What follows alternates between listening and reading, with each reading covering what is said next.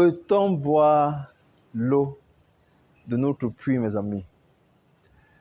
Voilà la thématique sur laquelle je vais vous entretenir aujourd'hui.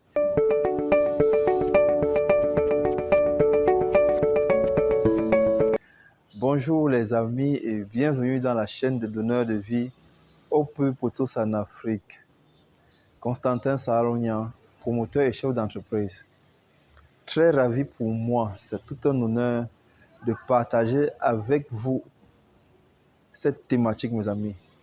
J'ai été absent pendant quelques jours parce que nous avons une formation en cours qui me demandait beaucoup de ressources et qui a mobilisé une très grande partie de mon temps. Et aussi avec des multiples déplacements, je me suis trouvé un peu confiné et mon temps était restreint pour que je puisse enregistrer et partager avec vous des astuces, des conseils et nos projets qui sont en cours.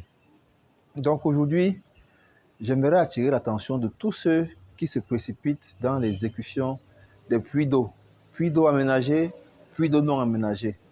Déjà, qu'est-ce qu'un puits? Un puits d'eau, c'est un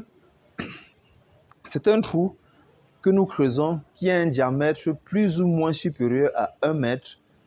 Donc, le diamètre du puits varie souvent entre 800 mm et 1200 mm.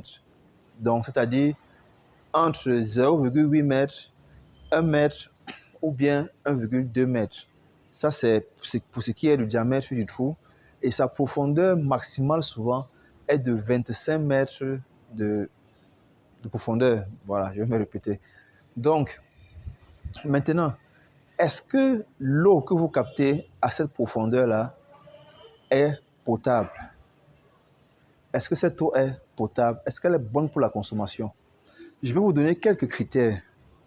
Et ces critères vont vous permettre de décider, ou bien ce sera des indicateurs qui vous permettront de pouvoir soit consommer votre eau, ou bien ne pas la consommer.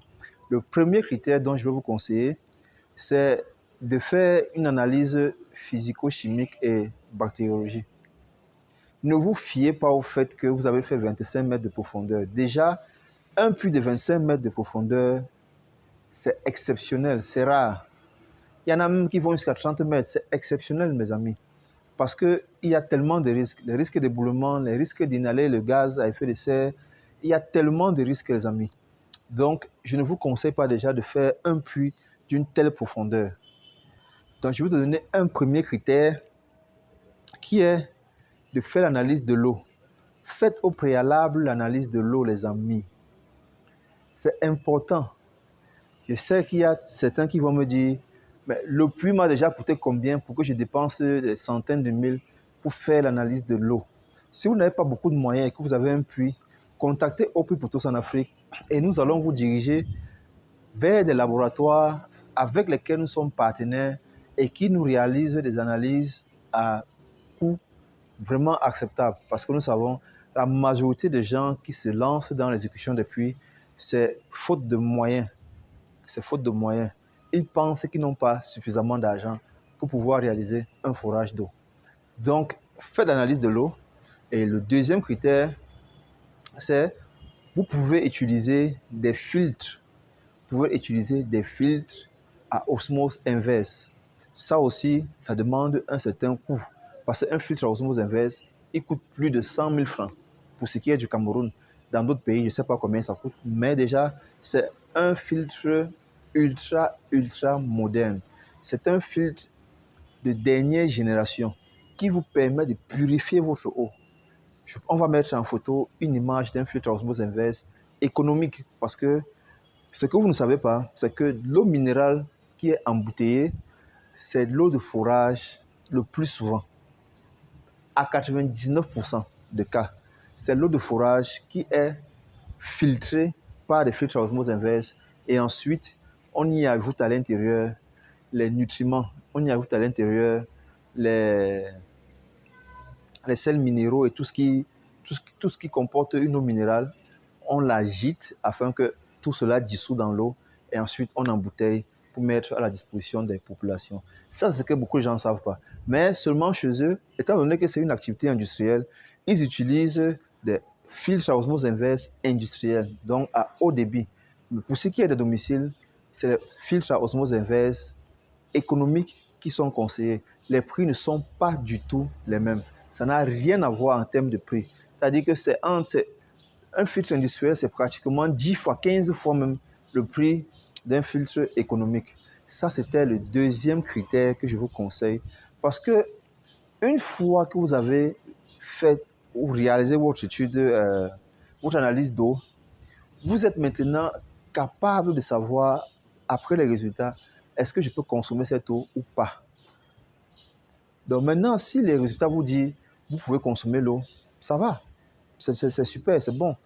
Mais maintenant, si vous ne voulez pas aller payer d'abord l'argent pour faire l'analyse de l'eau, le moyen le plus sûr, c'est d'utiliser un filtre à osmose inverse parce que lui, il neutralise toutes les particules dissoutes qu'il y a dans l'eau. Complètement, il ne laisse que le H2O.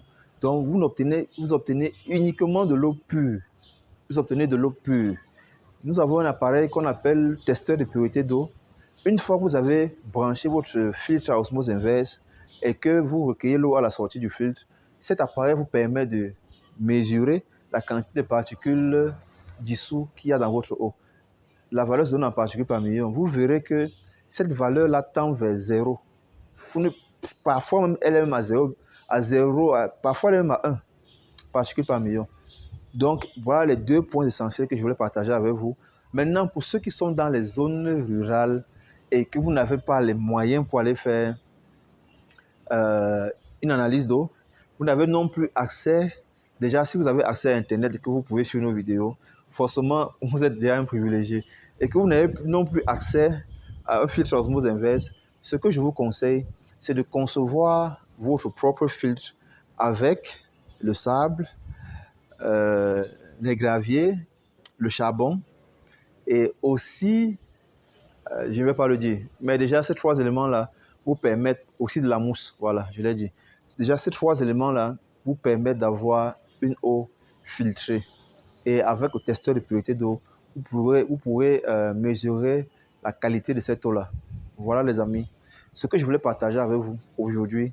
Et je veux vous dire, pour ce mois, je serai disponible. Nous allons vous publier les vidéos tous les jours, parfois 2 vidéos. Nous nous excusons pour tout ce laps de temps que nous n'avons pas publié les vidéos. Et je vous dis à la prochaine vidéo. On va vous mettre à la fin de cette vidéo un de nos projets qui est en cours. Bon, on va voir si on le met à la fin de la vidéo ou on va le faire à part. C'est un projet de captage d'eau que nous avons réalisé ici au Cameroun dans un village appelé Babone. C'est à l'ouest du pays, mes amis. Restez connectés, partagez la vidéo, abonnez-vous, likez et je vous dis à la prochaine vidéo, les amis. Ciao, ciao.